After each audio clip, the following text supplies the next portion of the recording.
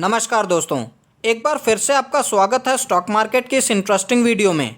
आज की इस वीडियो में हमने 1 लाख रुपए का एक पोर्टफोलियो डिज़ाइन किया है। तो अगर आप स्टॉक मार्केट में नए हैं तो आपको बहुत ज़्यादा फ़ायदा हो सकता है। और इससे पहले हमने एक 50,000 का पोर्टफोलियो बनाया था जिसे आप सबकी तरफ से अच्छा रिस्पॉन्स देखने को मिला। तो अगर आप स्टॉक मार्केट में बिगिनर हैं तो ये वीडियो आपके लिए बहुत ही इंपॉर्टेंट हो जाती है, इसीलिए इसे अंत तक जरूर देखिएगा। क्योंकि अगर आप वीडियो को स्किप करके देखते हैं तो एक तो सभी पॉइंट्स आपको ठीक से समझ नहीं आएंगे और दूसरा ये दिखाता है कि आप इन्वेस्टिंग के प्रति कितना सीरियस हैं। तो इसीलिए अगर आपके पास अभी समय नहीं है तो आप इसे बाद में देखिए, लेकिन एंड तक जरूर देखिए जिससे आपकी इन्वेस्टिंग जर्नी में कुछ वैल्यू ऐड हो सके।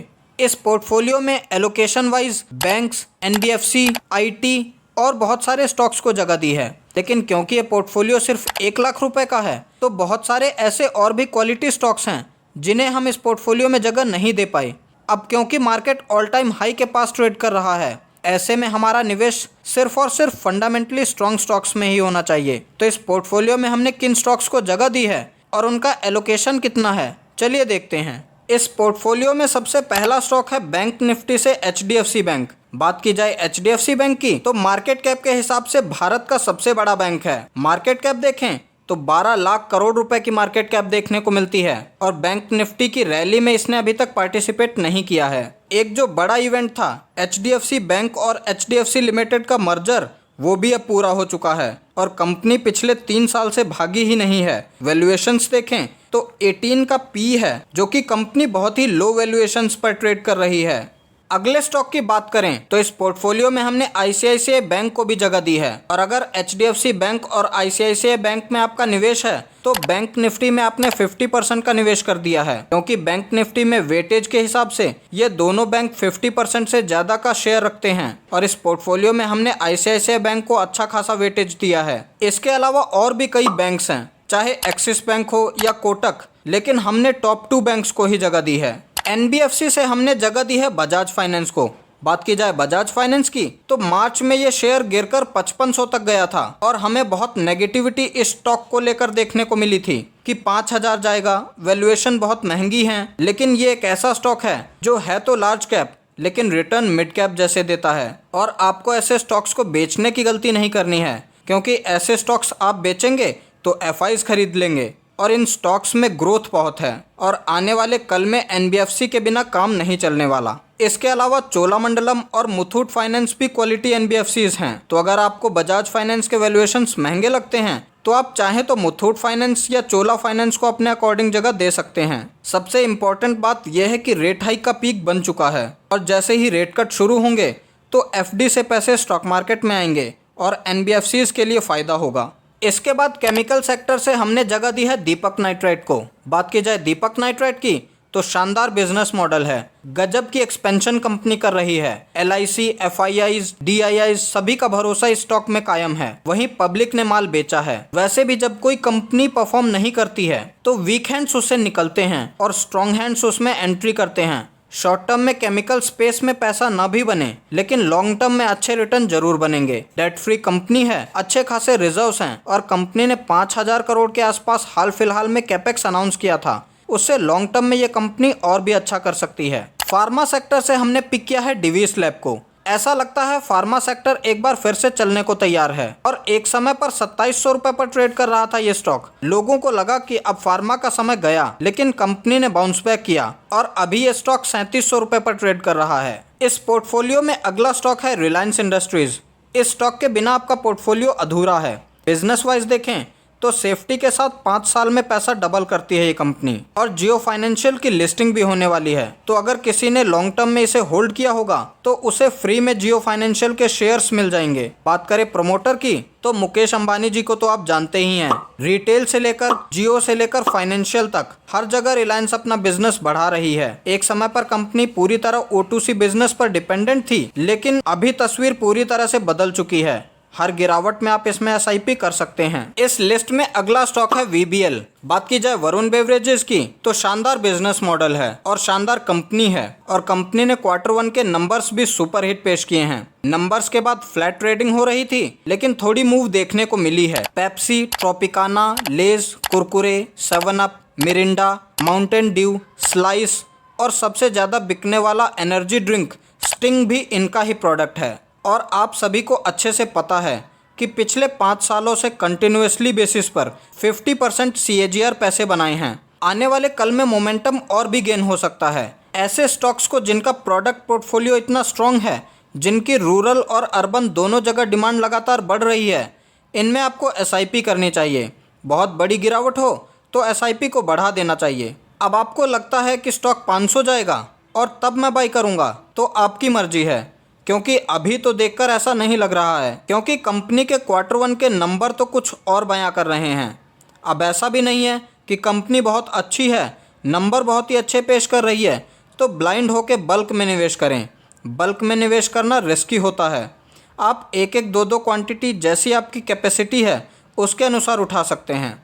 और जब भी बड़ी गिरावट होती है या कंसोलिडेशन फेज आता है तो ऐसी क्वालिटी कंपनी को ऐड ऑन कर सकते हैं। बात की जाए बर्जर पेंट्स की, तो इस बार के Q1 के नंबर्स बहुत ही जानदार थे और कंपनी ने 5:1 का बोनस भी डिक्लेयर किया है, लेकिन उसके बाद भी कंपनी के शेयर में वो तेज़ी देखने को नहीं मिली। अब इसमें ना बर्जर की कोई गलती है, ना बजाज फाइनेंस की और ना ही एशियन पेंट्स की। आपने देखा कि बड़ी बड़ी कंपनियां अच्छे रिजल्ट्स पेश कर रही हैं और फिर भी उनमें गिरावट हो रही है या वो कंसोलिडेट कर रही हैं। अब ये मार्केट का नेचर होता है। लोग भूल जाएंगे 15 दिन के बाद कि कंपनी के नंबर कैसे थे और ट्रैक करना बंद कर देंगे, और जब अचानक से तेजी आएगी तो लोग पूछेंगे कि क्यों भाग रहा है।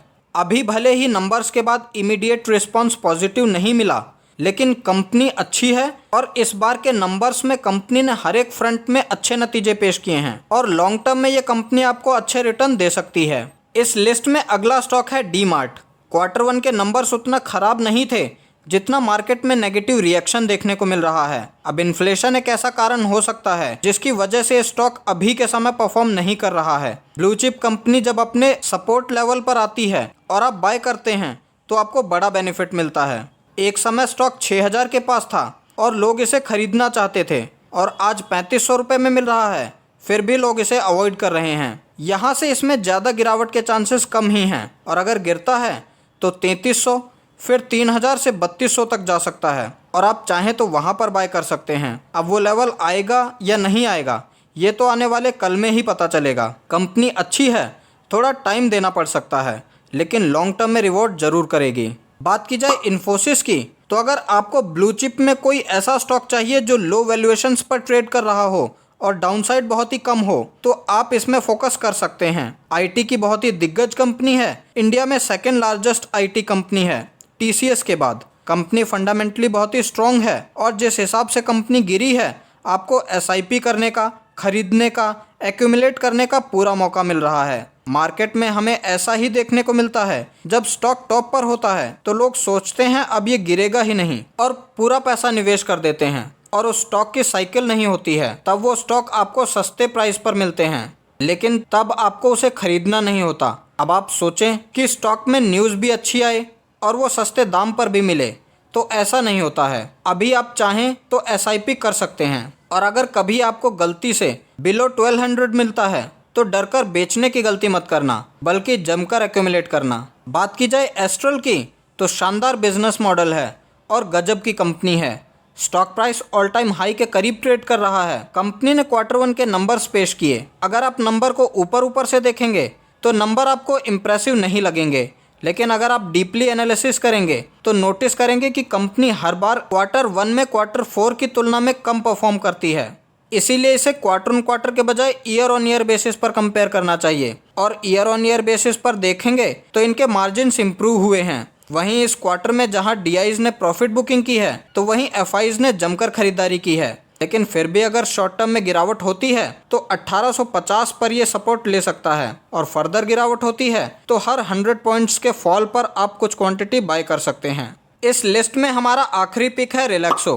बात की जाए रिलैक्सो की, तो ये भी अच्छा बिजनेस है। इन्फ्लेशन और क्रूड ऑयल के दामों में बढ़ोतरी की वजह से शॉर्ट टर्म में चैलेंजिंग हो सकता है, लेकिन लॉन्ग टर्म में यह अच्छे रिटर्न दे सकता है। 1400 का स्टॉक गिरकर 750 तक आ गया था और अभी भी आपको 1000 के नीचे मिल रहा है। पिछले 4 क्वार्टर से कंपनी के प्रमोटर लगातार अपना स्टेक इंक्रीज कर रहे हैं, जो कि ये दिखाता है कि कंपनी के प्रमोटर्स को अपने बिजनेस पर कितना भरोसा है। प्रमोटर्स के साथ साथ इस क्वार्टर में एफआईज और डीआईज ने भी अपना स्टेक इंक्रीज किया है, जबकि वीक हैंड्स यानी कि पब्लिक इसे निकल रही है। अब बात आती है वेटेज की। हमने कौन से स्टॉक को कितना वेटेज दिया है, जो कि बहुत ही इंपॉर्टेंट हो जाता है। देखिए दोस्तों, 1 लाख की पूंजी बहुत ही लिमिटेड होती है, इसीलिए अगर आप 30-40 स्टॉक रखते हैं तो आप खुद ही ट्रैक नहीं कर पाएंगे। 10 से 15 स्टॉक इस पोर्टफोलियो में आइडियल होंगे। हमने इस पोर्टफोलियो के लिए 12 स्टॉक्स को पिक किया है। ऐसे बहुत सारे और भी क्वालिटी स्टॉक्स हैं जिन्हें हम अपने पोर्टफोलियो में जगह नहीं दे पाए, चाहे वो टाटा मोटर्स हो, चोला फाइनेंस हो, सोना BLW हो या KPIT, क्योंकि लार्ज कैप में हमारा निवेश होना चाहिए जहां स्टेबिलिटी के साथ साथ गिरावट के चांसेस कम हो और अच्छे रिटर्न बन सकें। अब बात करें वेटेज की, हमारा स्टॉक एलोकेशन क्या होना चाहिए, तो आप चाहें तो सभी स्टॉक्स में इक्वल अमाउंट लगा सकते हैं। 1 लाख का पोर्टफोलियो बनाना थोड़ा मुश्किल हो जाता है, क्योंकि इतने सारे स्टॉक्स हैं, सबको ऐड करना पॉसिबल नहीं है। लेकिन फिर भी सभी ऐसे स्टॉक्स को इंक्लूड किया है जो फंडामेंटली काफ़ी स्ट्रॉन्ग हैं और अभी अच्छे खासे डिस्काउंट पर अवेलेबल हैं। और अगर आप कन्विक्शन के साथ इन्हें लॉन्ग टर्म के लिए होल्ड करते हैं तो अच्छे रिटर्न बन सकते हैं। इसके अलावा अगर आपका किसी और स्टॉक में कन्विक्शन स्ट्रॉन्ग है तो चाहें तो उसे भी जगह दे सकते हैं, अगर आपको लगता है कि वो आने वाले समय में मल्टीबैगर बन सकता है। और अगर आप मार्केट में बिगिनर हैं तो इस पोर्टफोलियो का रेफरेंस लेकर आप भी अपना पोर्टफोलियो बिल्ड कर सकते हैं। तो 1 लाख रुपए का ये पोर्टफोलियो आपको कैसा लगा, कमेंट बॉक्स में जरूर बताइएगा। और आप कौन से स्टॉक्स को इस पोर्टफोलियो में जगह देना चाहेंगे, चाहें तो वो भी कमेंट करके बता सकते हैं। आपका फीडबैक हमारे लिए बेनिफिशियल होगा और पोर्टफोलियो बनाने में। और वीडियो पसंद आई हो तो वीडियो को लाइक कीजिएगा, और कुछ नया सीखने को मिला हो तो चैनल को सब्सक्राइब करके बेल आइकन को प्रेस कर दीजिएगा। मिलते हैं एक और इंटरेस्टिंग वीडियो में। और हाँ दोस्तों, अगर आपके पास अभी तक डीमैट अकाउंट नहीं है तो इंडिया के नंबर 1 ब्रोकर के साथ आप अपना डीमैट अकाउंट ओपन कर सकते हैं, और उसका लिंक आपको नीचे डिस्क्रिप्शन बॉक्स में मिल जाएगा। तो आप अपना डीमैट अकाउंट नीचे दिए गए लिंक से ओपन करके अपनी इन्वेस्टमेंट की जर्नी को शुरू कर सकते हैं।